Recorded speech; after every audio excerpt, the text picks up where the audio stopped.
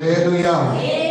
ప్రభునందు ప్రియరా, 4వ రోజు ఈ ఉపవాస ప్రార్థన కూడికలకు ఇచ్చేసినటువంటి మీ అందరినీ ప్రభువుని బట్టి అభినందిస్తూ ఉన్నాను. హృదయపూర్వకమైన వందనాలు తెలియజేస్తూ ఉన్నాను.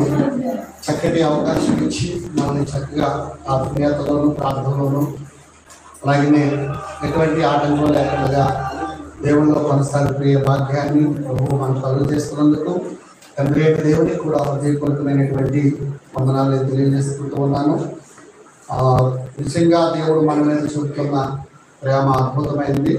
మీరందరూ శ్రద్ధగా వస్తున్నారు. మీతో పాటు మీ యజమానులు తీసుకుని మీ పిల్లలు తీసుకుని మీ తక్కువతో కూడా చెప్పండి.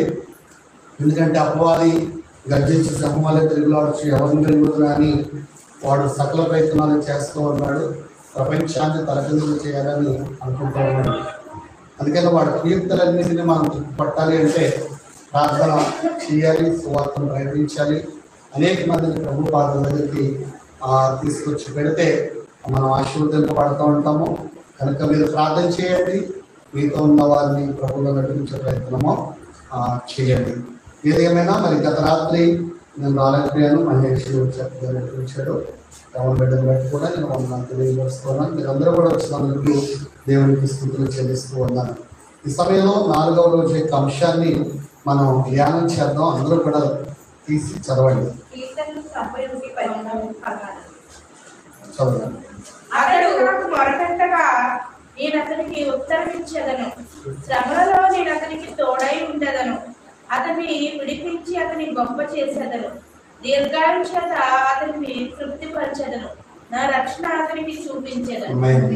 అతడు నాకు మర్ర పెట్టగా నేను అతనికి ఉత్తరం ఇచ్చాను, శ్రమలో నేను అతనికి తోడై ఉండును.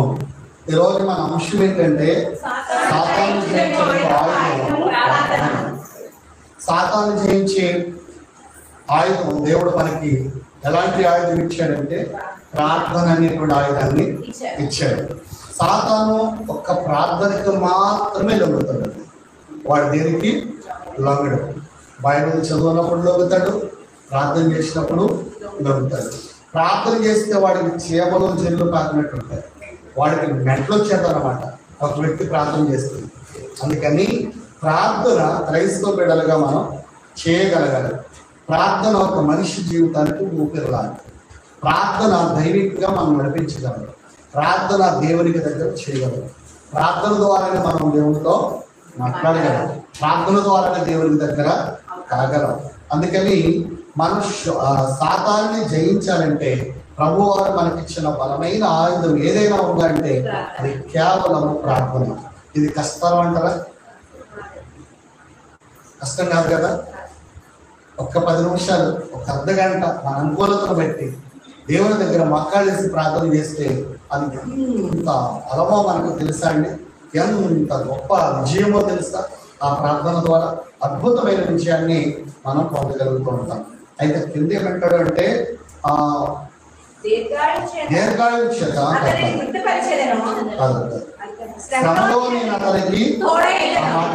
శ్రమలో నేను అతనికి తోడై ఉండును. ఎవరైతే దేవునికి మొరపెడతారో వారికి దేవుడు ఉత్తరం ఇవ్వడమే కాకుండా, అంటే జవాబు ఇవ్వడమే కాకుండా, శ్రమ వచ్చినప్పుడు వారికి ఎలా ఉంటాడంటే తోడై ఉండును. మనం పొడి వ్యక్తి చేసి పొడి ప్రార్థన చేసి ప్రార్థనలో క్వాలిటీ లేకుండా, ప్రార్థనలో క్వాంటిటీ లేకుండా, దేవునికి భయపడగలగా లోకానుసారమైన పనులన్నీ చేసేస్తూ ఆదివారం కూడా గుడికొచ్చి, శుక్రవారం నాడు గుడికొచ్చి, మనకి ఎంగుల ఉపవాసాలు చేసి, ఇలాంటి పనులు చేసి, దేవుని నామాన్ని వ్యర్థంగా ఉచ్చాటం చేసి, దేవుని నామానికి అవమానం తెచ్చి, నేను దేవుని బిడ్డనని చెప్పుకుంటూ కష్టం వచ్చిన తర్వాత దేవుడు నా కష్టంలో తోడుగా లేడు అంటే వాళ్ళు నిజమైన క్రైస్తవులు కాదు. వాళ్ళు నిజమైన వ్యక్తి కలిగిన వాళ్ళు కాదు. వారు దేవుని ఉద్దేశాన్ని నెరవేర్చేవాడు కాదు. వారు దేవుని వాక్యానికి లోబడేవాడు కాదు. వాళ్ళు దేవుని వాక్యానికి భయపడేవాళ్ళు కాదు. కానీ పైకి మాత్రం వాళ్ళు ఎలాంటి వాళ్ళు అంటే క్రైస్తవులు. పైకి ఎలాంటి వాళ్ళు అంటే దేవుని బిడ్డలు. పైకి ఎలాంటి వాళ్ళు అంటే దేవుని ప్రజలను మెప్పించేవాళ్ళు.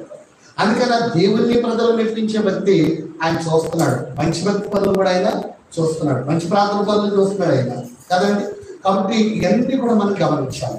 వాక్యానికి వ్యతిరేకంగా ఉంటే శ్రమలు మనకు తోడుపడబడుతుంది. దేవుని వాక్యానికి విధేయులమే ప్రార్థన పూర్వకంగా ఉంటే దేవుడు శ్రమలో మనకు తోడుగా ఉంటాడు. ఒకవేళ తోడుగా లేకపోయినా పర్వాలేదు. ఎందుకు అంటే మనం వెళ్ళాల్సిన ఎక్కడికి, దేవుని పాదాల దగ్గరికి వెళ్ళాలి. మనము దేవుని కలుసుకోవాలంటే మరణం ద్వారానే కలుసుకుంటాం. అది ఎలాంటి మరణమై ఉండాలంటే నీతిమంతుని మరణమై ఉండాలి. ఎలాంటి మరణమై ఉండాలి? నీతిమంతుని మరణమై ఉండాలి.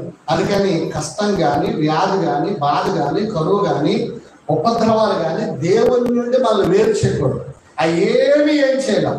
మనం స్ట్రాంగ్గా నిలబడగలుగుతాం. అందుకని రాత్రి మనం నేర్చుకోవాల్సిన విషయం ఏంటంటే సాతాన్ని జయించాలంటే మనకేం కావాలన్నమాట? ప్రార్థన కావాలి.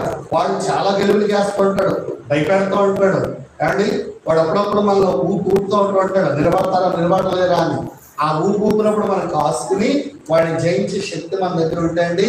మనం అద్భుతంగా వాడిని జయించగలము, వాడి దగ్గర నుంచి విడుదల పొందగలం. వాడు వేసే ప్రతి అగ్ని బాణాన్ని కూడా మనం ఆర్పివేయగలమని ప్రభు పేరుని మీకు తెలియజేస్తున్నాను. కడుపులరా శ్రమలో నేను అతనికి తోడే ఉంటాను. అద్భుతమైనటువంటి మాట. శోధన జయించడానికి ఇదొక్కటే మనకు మార్గం అని ప్రభు నామాన్ని బట్టి నేను మీకు తెలియజేస్తున్నాను.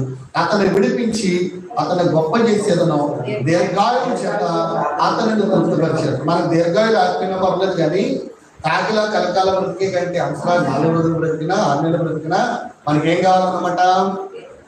ఏం కావాలండి? దేవుని చేరుకునే భాగ్యం కావాలి మనకి. ఇప్పుడు 100 సంవత్సరాలు బ్రతికి మంచి సాక్షి లేకుండా బ్రతికి ఎందుకు బ్రతుకు చెప్పండి? 3 రోజులు బ్రతికి ముచ్చటగా మంచి సాక్షిని సంపాదించుకుంటే సరిపోతే చెప్పండి. కాబట్టి బ్రతికి ఎవరిని వదులున్నామని మనం చెప్పండి. ఎవరి కొరకు బ్రతకాలి? ఎందుకు బ్రతకాలి? దేనికోసం బ్రతకాలి? కాబట్టి బ్రతికినంత రోజుల్లో కూడా మంచి సాక్ష్యాలు మనం సంపాదించుకోవాలి. ఎవరి చేత మంచి సాక్ష్యం సంపాదించుకోవాలంటే మనుషుల చేత కాదండి, దేవుని చేత మంచి సాక్ష్యం పొందుకోవాలి. దేవుని చేత మంచి సాక్ష్యం పొందుకుంటే కనుక ఆయన రాజ్యంలో మనం ఉండగలుగుతూ ఉంటాం. ఎన్ని ఉపద్రవాలైనా సరే ప్రార్థనకు ఆటంకం అనేది రానేయకూడదు. ఆ ఉపద్రవాలన్నింటినీ కూడా తొక్కుకొని మనం రావాలని ప్రభు పేరిట నేను మీకు తెలియజేస్తున్నాను. హల్లెలూయా, హల్లెలూయా, హల్లెలూయా. మనము ఈరోజు 3 విషయాలని నేర్చుకున్నాం. ఒకటి, పేతురుని బట్టి మనం చూసినప్పుడు పేతురుతో శోధనను గురించి ప్రభువారు ఏమని చెప్పారో ఒక మాట మనం చదువుకుందాం. లోకాసు వార్త 22వ అధ్యాయం 28 నుండి 32 వచనాలు మనం చదువుకుందాం. నాతో కూడా నిలిచి ఉన్నవారు నా తండ్రి నాకు రాజ్యమును నియమించినట్టుగా నా రాజ్యములో నా బల్ల యొద్ద అన్నపానములు పుచ్చుకొని సింహాసనముల మీద కూర్చుండి ఇశ్రాయేలు 12 గోత్రముల వారికి మీరు తీర్పు తీర్చుటకై నేను మీకు రాజ్యమును ఆమేన్, హల్లెలూయా. 22వ అధ్యాయంలో 28 నుంచి ఎంత స్పష్టంగా ప్రభు మాట్లాడుతున్నాడంటే, నా శోధనలో నాతో కూడా నిలిచి ఉన్నవారు మీరే, నాతో కూడా నిలిచి ఉన్నవారు మీరే. ఎలా శోధించాడంట దేవుడి వేళని? ఒక్క మాట చదువుకుందాం చూడండి. ఆమోసు గ్రంథం 9వ అధ్యాయం 9వ వచనం చదువుకుందాం. 9వ అధ్యాయం 9వ వచనం. 9:9.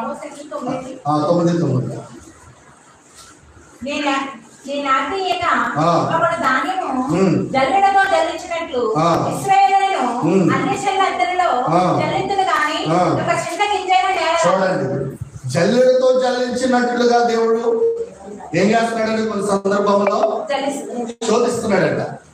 జల్లెడతో జల్లించినట్లుగా అపవాదికి ఛాన్స్ ఇస్తున్నాడు. ఎందుకంటే ఆ ఛాన్స్ అయినా ఎందుకు ఇస్తున్నాడు అని అంటే, ఒక్కొక్కసారి మన విశ్వాసాన్ని పరీక్షించడం కోసం వాడు ఛాన్స్ ఇస్తున్నాడు. వాడు ఏం చేస్తున్నాడంటే జల్లించేస్తున్నాడు. ఈ జల్లించేటప్పుడు ఒక్క గింజ కూడా ఎక్కడ పడలేదట, నేల రాలేదు. నేల రాలేదు అంటే దాని అర్థం ఏంటి? పొల్లి గింజ లేదు. పొల్లి గింజ జారిపోయే గింజలు కాదవి, స్ట్రాంగ్ గా నిలబడగలిగినటువంటి గింజలు అన్నమాట. స్ట్రాంగ్ గా నిలబడే స్ట్రాంగ్ ఉన్న గింజ ఎప్పుడు కూడా జల్లెడలోంచి కింద పడదు. ఎందుకంటే పడడానికి చాయిస్ లేదు అక్కడ, అది స్ట్రాంగ్ ఉంటుంది. ఏమాత్రం స్ట్రాంగ్ గా లేకపోయినా అది జల్లులోంచి కింద పడిందంటే అది ఇంకా మనకు దక్కదు, దానివల్ల ప్రయోజనము లేదు అని అర్థం అన్నమాట. దేవుడు అలా జల్లుడితో జల్లించినట్లుగా ఆ ఇశ్రాయేలు అందరూ జల్లించినప్పుడు ఒక్క గింజ కూడా కింద పడలేదు అని చెప్తున్నాడు. సాతాను కూడా మనం జల్లించినాడు, మనం కూడా ఏం చేయకూడదు అనమాట. అమ్మాయి నువ్వు ఎంత జల్లించుకుంటావు, కానీ నేను మాత్రం ప్రభువు స్ట్రాంగ్ గా ఉన్నాను, నువ్వు నన్ను ఏం చేయలేవనంటే మనం కింద జారిపడే అవకాశమే ఉండదు. అదే మాట లోక గారు కూడా చెప్తున్నాడు. చూడండి ఎక్కడ చెప్తున్నాడు ఇది, కిందకు చూద్దాం చూడండి. 31 వచ్చిందో 31. సిమోను ఇదిగో సాతాను మిమ్మను పట్టి గోధుమ వలె మిమ్మను కోరుకులను గాని తప్పిపోకున్నట్లు నేను నీ కొరకు వేడుకుంటుని, నీ మనస్సు తిరిగిన తర్వాత నీ సహోదరులను స్థిరపరచుమని చెప్పాను. దేవునికి స్తోత్రం. పస్కా పండుగ రోజున యేసు ప్రభు వారి శిష్యులు వెంట పెట్టుకుని గెత్సేమనే తోటలోనికి ప్రార్థనకి వెళ్ళారు కదా. ఆ రాత్రంతా ప్రార్థన చేశారు. ప్రార్థించినప్పుడు ఆ ప్రభు వారు ప్రార్థన చేసేది ఎవరి కోసం అంటే పేతురు గారి కోసం ప్రార్థన చేసేదట, శిష్యుల కొరకు ప్రార్థన చేసేదట. ఏమని ప్రార్థన చేశాడంటే, ప్రభువా నాకు అద్భుతమైన 12 మందిని నాకు శిష్యులుగా ఇచ్చావు, అందులో ఒకటి జారిపోయాడు ఆ జల్లులో. 11 మందిని ఇచ్చి ఉన్నారు. ఈ 11 మందిలోనూ కూడా ఎవరు జారిపోకూడదు. అందులో మీరు పేతురుని గట్టిగా స్థిరపరిస్తే ఈ పేతురు వెళ్ళి మిగిలిన 10 మందిని కూడా స్థిరపరుస్తాడు. కాబట్టి ఈ 10 మందిని కూడా నువ్వు నిలబెట్టుడు ఆయన. ఈ జల్లులోంచి జారిపోకుండా, సాతాను శోధనకు పడిపోకుండా వాళ్ళని కాపాడాలని చెప్పి ఆ రాత్రి ప్రభు వారు పేతురు నిమిత్తం మిగిలిన శిష్యుల నిమిత్తం గట్టిగా ప్రార్థన చేశారు. మన జరగవచ్చు. సిమోను ఇదిగో సాతాను మిమ్మను పట్టి గోధుమ వలె జల్లించుటకు రాత్రి చాలా ప్రయత్నం చేసినట్టు వాడు జల్లించేద్దాం, ఈ యేసు ప్రభు వారికి దన్నుకొని 12 మందిని కూడా ఆ పారద్రోలతో చెదిరిపోయేలా చేద్దామని సకల ప్రయత్నాలు చేశారటండి. సకల ప్రయత్నాలు చేశాడండి. ఎవరో అపవాదనేవాడు, సాతాననేవాడు సకల ప్రయత్నాలు చేశాడండి. అయినా కానీ పాపం వీళ్ళ కొంచెం లోబడిపోయారండి. ఎలా లోబడిపోయారంటే నిద్రపోయారండి వాళ్ళు. ఆ కింద తీర్చేయమంటాడు చూడండి, అలా కిందకి చదివితే. అయితే అతడు ప్రభువా నీతో కూడా చెరలోనికి మరణమునకు వెళ్ళుటకు సిద్ధముగా ఉన్నారని ఆయనతో అనగా వెంటనే పేతురేమంటాడు తెలుసా? అదేంటే నువ్వు అలా మాట్లాడుతున్నావు, వాడు ఎంత జలిస్తే మాత్రం మేము కిందకి జారిపోతాం అనుకున్నావా? నీతో కూడా మరణము వరకు వచ్చినప్పుడు మేము సిద్ధంగా ఉన్నాం. ఎంత తీసుకున్నాడు అని పేతురు, నీతో కూడా మరణము వరకు రావడానికి సిద్ధంగా. నీకేనా అర్థమవుతుందమ్మా? నవేన్ ఏం నేర్చుకున్నావు? అదేంటయ్యా నువ్వు అలా మాట్లాడుతున్నావు, మరణం వరకు రావడానికి మేము సిద్ధపడిపోయావు అని అంటుంటే యేసు ప్రభువు ఏమంటాడు చూడండి, నీవు నన్ను ఎరుగనని ముమ్మారు చెప్తావయ్యా. వెంటనే మళ్ళా ప్రభు ఏమన్నా తెలుసా? అలాగెత్తున్నావు కానీ మరణం వరకు వచ్చేస్తాను అంటున్నావు కానీ ఇప్పుడేనయ్యా ఆ బండ్రోతులు వచ్చేస్తారు, వాళ్ళు రాగానే నువ్వు పట్టుకోవడానికి ట్రై చేస్తావు, నువ్వు పారిపోతావు, నువ్వు మంటగా అవుతావు. ఒక చిన్నది వచ్చి వీడు కూడా వాళ్ళు ఉన్నవాడే అని చెప్పినప్పుడు వేస్తే ఎవరు నాకు తెలియదని ముమ్మారు చెప్తావయ్యా. స్పాట్లోనే దొరికించడం లేదండి. మనకి ఎంత ప్రకారంగా ప్రమాణం చేసిందండి. ఒక్కొక్కసారి యేసు ప్రభుని ఏం చేస్తున్నాం అంటే బాహాటంగా అమ్మేస్తున్నాం అండి. ఆయన పరువు తీసేస్తున్నాం అండి. ఎక్కడో చోట తిరగకూడదు కాదు తినే, వెళ్ళకూడదు చోటకి వెళ్ళో, చేయకూడదు చేసో, మాట్లాడకూడదు మాట్లాడేసో, మొత్తానికి దేవుడు పరువంతా తీసి పడేస్తున్నాం అండి. అందుకే ప్రభు బాధపడుతున్నాడు, నిన్ను పెట్టిన నామం అన్ని జనుల్లో దూషించబడుతుంది అని చెప్తున్నాడండి. మనల్ని బట్టి దేవుడు నామం అన్ని జనుల్లో దూషించబడుతుంది. ఎంత భక్తి గలవారం అని చెప్పుకుంటే ఏంటి ప్రయోజనం? ఎంత ప్రార్థన పరులు అని చెప్పుకుంటే ఏంటి ప్రయోజనం? ఎంత క్రైస్తవులు అని చెప్పుకుంటే ఏంటి ప్రయోజనం? ఎంత బైబిల్ చదివితే ఏంటి, ఎన్ని ఉపాసాలు ఉంటే ఏంటి, ఎన్ని వారాల గుడికి వెళ్తే ఏంటి ప్రయోజనం? విడవకాడికి వెళ్తే ప్రయోజనం ఏంటి, అప్పుడప్పుడు వస్తే ప్రయోజనం ఏంటి? నిలబడాలి కదా. యేసు ప్రభుత్వం తిరిగేయడం లేదా? 3.5 సంవత్సరాలు ఎక్కడికి తిరిగేయడం లేదా? ఒక్కరోజైనా బ్రేక్ ఉందండి? ఆయన వెళ్ళిన చోటకల్లా వెళ్ళాడు కదా. నీతో పాటు మరణం వరకు వచ్చేస్తున్నాయా అన్నాడు కదా. మరి స్పాట్లోనే ఆయన ఎవరు నాకు తెలియదని అంటే దాని అర్థం ఏంటి? తీసుకెళ్ళి నన్ను కూడా చంపేస్తారేమో ప్రాణభీతితోనే కదా. ప్రాణభీతి ఉన్నవాడు క్రైస్తవుడు కాదు, బ్రతకాలనుకున్నవాడు క్రైస్తవుడు కాదు, దేవుని కొరకు ప్రాణం పెట్టేవాడు క్రైస్తవుడు అండి. ఎవడైనా నా కొరకు ప్రాణమును పోగొట్టుకునే కదా వాడు తన ప్రాణమును దక్కించుకున్నాడో, ఎవడైనా తన ప్రాణమును దక్కించుకునే కదా వాడు తన ప్రాణమును పోగొట్టుకున్నాడు. మరణము వరకు నిలబడ, మరణము వరకు నిలబడిన వాడే క్రైస్తవుడు, మరణం వరకు నిలబడిన వాడే దేవుని కుమారుడు. వాడు ఎక్కడ ఉంటాడో తెలుసా? ప్రవహిస్తున్నటువంటి మంచి ఆ గిఫ్ట్ అది. చూడండి 28వ వచనం చదవండి. నా సోదరులు నాతో కూడా నిలిచి ఉన్నవారు మీరే కనుక నా తండ్రి నాకు రాజ్యమును నియమించినట్టుగా నా రాజ్యములో నా బల్ల యొక్క అన్నపానములు పుచ్చుకొని సింహాసనముల మీద కూర్చుండి ఇశ్రాయేలులో 12 గోత్రముల వారికి ఎంత గొప్ప ఆధిక్యత ఇచ్చేశారు. శ్రమలో ఆయనతో పాటు ఉన్నవారు వారికి ఇశ్రాయేలు 12 గోత్రాల మీద వాళ్ళని ఆ సింహాసనం మీద రాజులుగా నిలబెట్టేస్తున్నాడు. ఆ 12 గోత్రాల వారికి తీర్పు తీర్చేది ఎవరో తెలుసా అండి? ఈ 12 మంది. ఈ 12 మంది ఎంత ఆధిక్యత!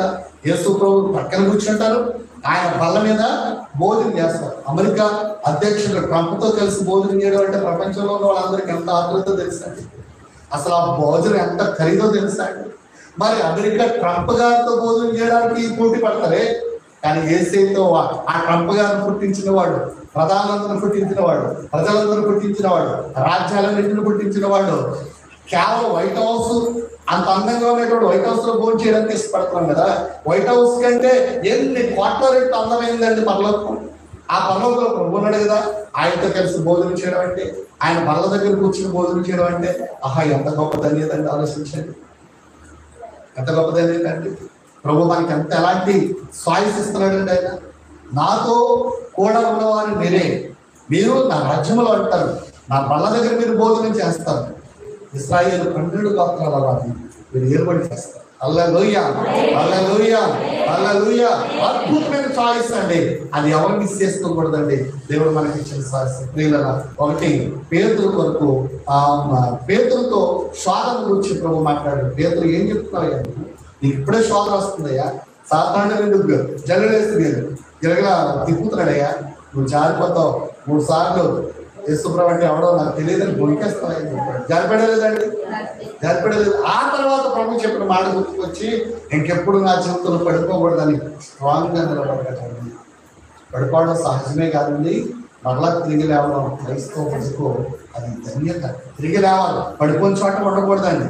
పడిపోయిన చోట మరలా తిరిగి లేచి అనుకోండి, అది ఎంత గొప్ప భాగ్యం అని తెలుస్తాను. నిజంగా చాలా గొప్ప భాగ్యం అండి. అడుగులరా, మనము ఈ వచనాలు చూస్తున్నప్పుడు దేవుడు మనకి ఇచ్చిన గిఫ్ట్ ఏంటంటే, అలాంటి శోధన వచ్చినప్పుడు జల్లెడతో జల్లించినప్పుడు ప్రభువుతో కూడా ఉన్న వారికి 12 గోత్రాలు ఏర్పడి చేసే అవకాశం ఇచ్చాడో, వాళ్ళ దగ్గర భోజనం చేసే శక్తి ఇచ్చాడో, ఒక మంచి కుర్చీ కూడా మన వరకు వేసి ఇచ్చాడండి. వెళ్దాం ఆయన ప్రక్కకి, కూర్చుందాం ఆయన ప్రక్కకి. ఎవరికన్నమాట ఆయనతో ఉండి ఆయన శ్రమలో పాల్గొమలు పంచుకుని చక్కగా దాన్ని జయించిన వారికి మాత్రమే. రెండో పాయింట్ అంటే, ఈ పేతురు కొరకు యేసు ప్రభువు ప్రార్థన చేశారు. పేతురు కొరకు యేసు ప్రభువు ప్రార్థన. ఒకటి పేతురుతో శోధన గురించి ప్రభు చెప్పాడు, ఫస్ట్ పాయింట్. రెండో పాయింట్ ఏంటంటే, పేతురు కొరకు ప్రభు వారు ప్రార్థన చేశాడు. ఏమని ప్రార్థన చేశాడో చూద్దాం. ఏమని ప్రార్థన చేశాడు అంటే, ముందు యోహాను సువార్త 17వ అధ్యాయం 9వ వచనం చదువుకుందాం. 17:9. నేను వారి కొరకు ప్రార్థన చేయించున్నాను, లోకము కొరకు ప్రార్థన చేయుటలేదు. ఎందుకంటే ఈ శిష్యులు ప్రభువా వెనక్కి జారిపోకూడదయా అని ఎప్పుడు కూడా ప్రభువా ఏం చేస్తున్నాడట, వారి కొరకు ప్రార్థన చేశాడట. లోకం కొరకు ఎప్పుడు కూడా ప్రార్థన చేయలేదు. ఎందుకంటే ఈ లోకమంతటిని ప్రభు పాదాలకు తెచ్చిపెట్టేదారో ఈ 12 మందే. ఈ 12 మంది వెళ్ళి సువార్త ప్రకటిస్తే శిష్యులు తయారు చేస్తారు, ఆ శిష్యులు మరలా శిష్యులు తయారు చేస్తారు, ఆ శిష్యులు మరలా శిష్యులు తయారు చేస్తారు. లోకాన్ని అంతటా తీసుకొచ్చి ప్రభు పాదాల దగ్గర పెట్టగలిగిన కెపాసిటీ వాళ్ళు 12 మందికి ఇచ్చారు కనుక వాళ్ళ కొరకు ప్రభు ఏం చేస్తున్నాడట? ప్రార్థన చేస్తున్నాడు. జల్లుల్లో ఉన్నా కానీ జారిపోకూడదు. అందుకనే జారిపోకడగా ఉండాలంటే పేతురుకు రాస్తూ ఏమంటే పేతురు రాస్తూ మాట ఉంటాడు చూడండి. పేతురు రాసిన మొదటి పత్రిక 5:8 వచ్చినాం. పేతురు రాసిన మొదటి పత్రిక 5:8 వచ్చినాం. నిబ్బరమైన బుద్ధి గలవారై మెలకువగా ఉండండి. మీ విరోధి అయిన అపవాది గర్జించు సింహం వలె ఎవరిని మెరుగుదునా అని వెలుగుతూ తిరుగుతున్నారు. అలాంటి టైంలో జారిపోతాం అనుకున్న టైంలో మన బుద్ధి ఎలా ఉండాలట? నిబ్బరంగా ఉండాలట. నిబ్బరమైన బుద్ధి గలవారే మెలకువగా ఉండుడి. మీ విరోధి అయిన అపవాది గర్జించు సింహం వలె ఎవరిని తిరుగుదునా అని వెతుకుతూ తిరుగుతున్నాడట. ఎవరు పట్టుబడాలనుకున్నాడు? లోకంలో ఉన్న వాళ్ళు ఎవరు పట్టుకోవాలి? చెరపడవాడు కానీ. అందుకని వాడు చెరపడానికి మన దగ్గరకు వస్తున్నాడు కనుక మన బుద్ధి ఎలా ఉండాలన్నమాట? నిబ్బరంగా ఉండాలి. నిబ్బరంగా లేకుండా వంకరగా ఉందనుకోండి, వాడు చెప్పినట్టల్లా అడుగుతాం, వాడు మనకు ఇష్టం వచ్చినట్టు వాడు సారంగా వాడిస్తుంటాడు. అందుకని అలా జారిపోకడగా ఉండడం వరకు యేసయ్య వారి కొరకు ఏం చేస్తున్నాడట? పేతురు కొరకు మరి ముఖ్యంగా ప్రార్థన చేస్తాడు. ఎందుకంటే పేతురు తిరుగుడే కానీ చాలా ధైర్యం ఉంటాడు. ఆయన బాధ చేస్తే 120 మంది నుంచి 3000 మంది నుంచి 5000 మంది నుంచి 7000 మంది నుంచి అలా రక్షించబడిపోయాడు. చదువు లేని పేతులు, విద్య లేని పేతులు, పరిశుద్ధాత్ముడు ఆయనలో మాట్లాడాడు. ఆఖరికి పేతుర్ని తలక్రిందులుగా సిలువ వేసినా కానీ ఆయన ఎక్కడ జారిపోలేదు. తలక్రిందులుగా సిలువ వేశారు, ఆయన ఎక్కడ జారిపోలేదు. ఎందుకంటే ఆయన క్రీస్తు స్వార్థలోనికి మారిపోయాడు. హల్లెలూయా! మార్చబడ్డాడు. హల్లెలూయా! దేవుని కొరకు నిలబడ్డాడు. హల్లెలూయా! ఆరోగ్య బుద్ధిని మార్చేసుకున్నాడు. హల్లెలూయా! దేవుని స్ట్రాంగ్ నిలబడు. బుద్ధి మారు, మనం స్ట్రాంగ్ బుద్ధి మారు. ఎప్పుడు కదా ఇంకా చూసుకుంటే మనం 17వ అధ్యాయం 11 వచ్చింది కాబట్టి యోహాను సువార్త. నేను ఇకను లోకంలో ఉండను గాని మీరు లోకంలో ఉన్నారు. నేను ఎక్కడికి వచ్చుచున్నాను.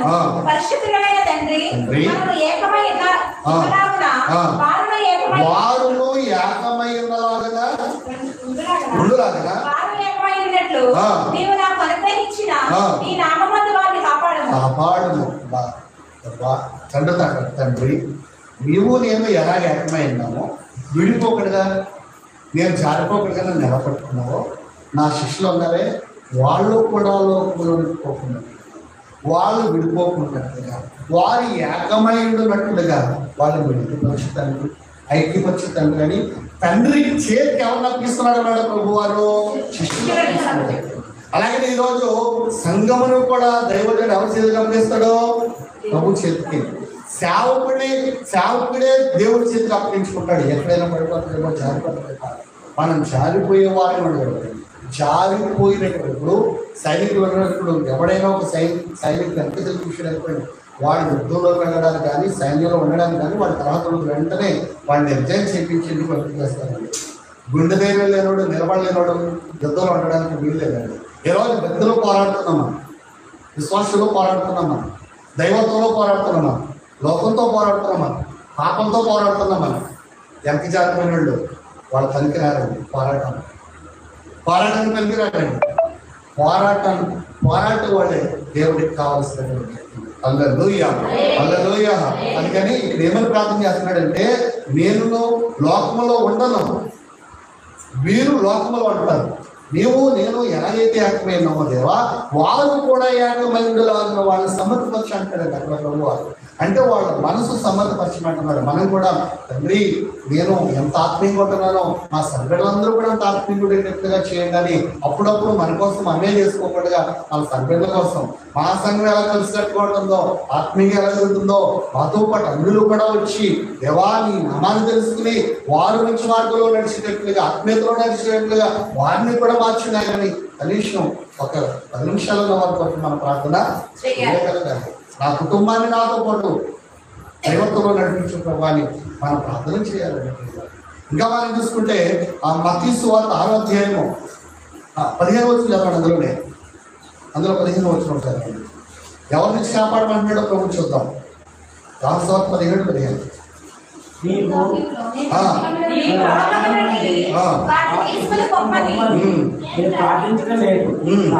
కానీ దుష్టుని నుండి వాణిని కాపాడమని.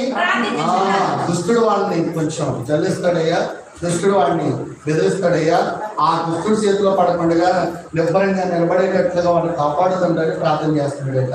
గలతీ పత్రిక మత్తయి సువార్త 6వ అధ్యాయము 13వ వచనం చదువుకుంటే అక్కడ ఏమని ప్రార్థన చేయమని ప్రభువారు నేర్పుతారంటే, ఆ మమ్మల్ని శోధనలోకి తేక దుష్టుల నుండి తప్పించమని ఆయన ప్రార్థన చేసుకోమని చెప్పాడు. అంటే నన్ను శోధనలోకి తేకనైనా దుష్టుని తప్పించిన ఆయనని మనం కూడా ప్రార్థన చేసుకోవాలి. గలతీ పత్రిక 1వ అధ్యాయం 4వ వచనం చదువుకుంటే క్రీస్తు మనలను ప్రస్తుతపు దుష్ట కాలం నుండి విమోచింపబలనని మన పాపాల మీద తను తానే అప్పగించుకున్నాడు కనుక మనం కూడా మన పాపాలను విడిపించబడినట్లుగా మనం అప్పగించుకోవాలి. యోహాను రాసిన మొదటి పత్రిక 5వ అధ్యాయం 18వ వచనం చదువుకుంటే దేవుని మూలంగా పుట్టినవాడు ఎవడనో దేవుని మూలంగా పుట్టినవాడు తను తాను భద్రము చేసుకున్నాడు కనుక దుష్టుడు వాడిని మొట్టడు. దేవుని మూలంగా పుట్టిన వాడు తను తాను భద్రం చేసుకుంటా అంటే మనం ఏం చేసుకోవాలన్నమాట, భద్రంగా కాపాడుకోవాలి, భద్రం చేసుకోవాలి, వ్యక్తపరుచుకోవాలి. దొంగ చేతికి చిక్కకుండా మనం భద్రం చేసుకోవాలి, సాతానికి దొరకడగా మనం భద్రం చేసుకోవాలి, దుష్టుడికి దొరకడగా మనం భద్రం చేసుకోవాలి. మనం భద్రత చేసుకోవాలి. ఏం భద్రత చేసుకోవాలి? ప్రార్థన కంచెను వేసుకోవాలి, పరిశుద్ధాత్మ కంచెను వేసుకోవాలి, వాక్యం కంచెను వేసుకోవాలి, దేవదూతల కంచెగా వేసుకోవాలి. అప్పుడు మన దుష్టుడు ఏమాత్రం ఏమీ చేయలేదు. 3వ పాయింట్ పెడతాం. 3వది ఏంటంటే శోధనను జయించువానుకున్న ధన్యత. శోధనను జయించువానుకున్న ధన్యత. మనం గాలి నిలబడి శోధన జయించగలిగితే ప్రతి గాలిని ఆటుపోట్లకు ఓర్చుకుంటే కనుక మనకు వచ్చే ధన్యత ఏంటో చూద్దాం. లోకాసు వార్త 22:30 వచనాలు ఇందాక చదువుతున్నాం. నా సోదరులు నాతో కూడా నిలిచిన వారి మీదే కనుక నా తండ్రి నాకు రాజ్యము నియమించినట్లుగా నా రాజ్యంలో నా బల మీద అన్నపానం పుచ్చుకొని సింహాసనం మీద మీరు కూర్చుంటారు అని చెప్పాడు.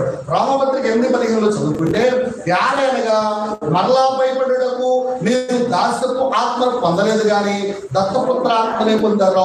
భయపడడానికి, వెనక్కిపోవడానికి, ఎవడో గాలి చెప్తే వాళ్ళకి వెళ్ళిపోవడానికి, మరలా క్రీస్తులో నుంచి వెనక్కిపోయి లోపల కలిసిపోవడానికి మనం గాలికి మనుషులం కాదు.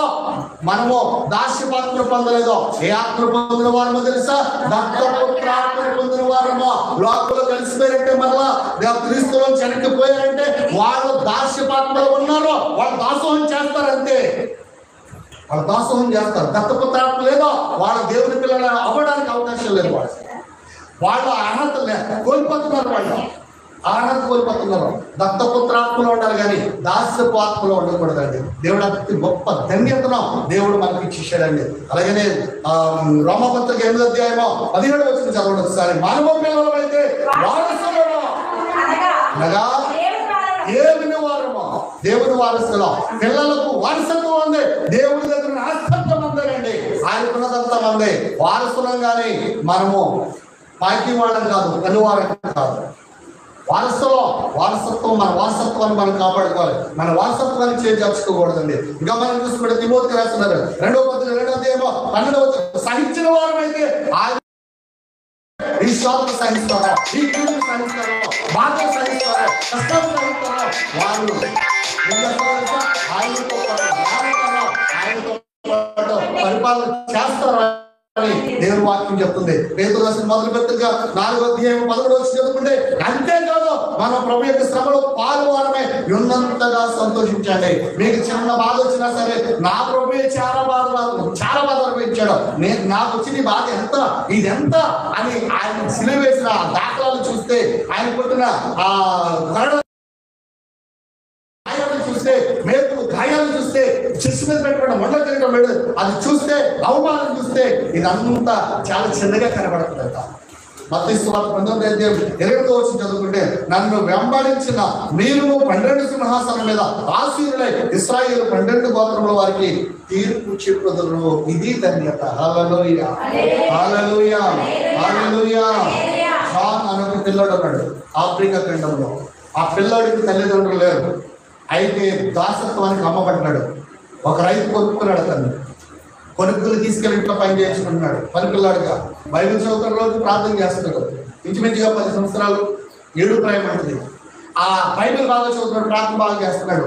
అతని ఇల్లు దగ్గర నుంచి అతని ఆస్తుపాస్తులు పెరిగాయి, అతనికి ఖ్యాతి పెరిగింది, మంచి పేరు ప్రఖ్యాతులు వచ్చాయి, మంచి ఇల్లు కట్టుకున్నాడు, పొలాలు కొట్టుకున్నాడు. జాను అడుగుపెట్టిన దగ్గర నుంచి ఆ ఇల్లు అంతా దీవించబడింది.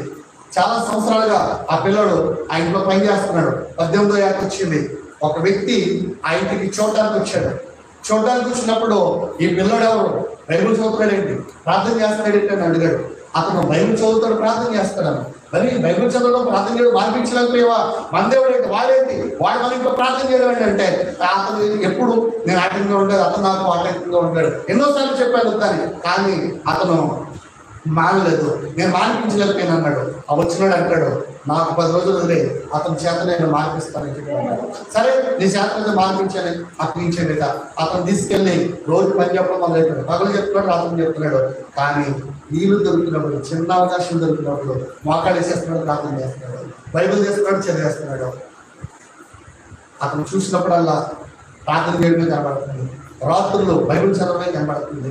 అరే వీడు ఇంకొకటి ఎంతలో చేస్తున్నాడు, ఎంత పని చెప్పినా అలసిపోయి పడుకోవడం లేదని చెప్పి ఏం చేశాడు, కావులు వాడిని పెట్టాడు. వాడు నిద్రపోకడుగా పని చెప్పు, వాడికి ఖాళీ లేకుండా చెప్పు, బైబిల్ చదవకడుగా చేయి, ప్రార్థన చేయకుండా చేయంటే వాడేం చేస్తాడు, నిద్రపోకడుగా వాడు నిద్రపోయాడు. జాన్ అనేవాడు చక్కగా బైబిల్ తెలిసి వాక్యం చదువుతూ ప్రార్థన చేస్తున్నాడు కదా. కాపులదారుడు కూడా ఏం తెలియకపోయాడు. ఆ రైతు చూశాడు, వాడిని ఇచ్చాడు. నువ్వు మానసిక సంఘం అంటావంటే ఒకటే చెప్పాడు, నన్ను పుట్టించిన నా తండ్రి నా కోసం చాలా శ్రమ, నా కోసం ప్రాణం పెట్టాడు. నువ్వు చంపేసినా నా తండ్రి దగ్గరికి వెళ్ళిపోతాను. ఆయన పొద్దున శ్రమలో రవంత కూడా కాదు నా శ్రమ, చంపిస్తే చంపాను చెప్పాడు. రే జాను విడిచిపెట్టారా దేవుడే, జాను వదిలేరా, జాను వదిలేరా, జాను వదిలేరా అన్నాడు. వదిలేని కత్తిగా ఇచ్చాడు, చూపించాడు. అరే నేను నరికేస్తాను రా, వదిలేరు అన్నాడు.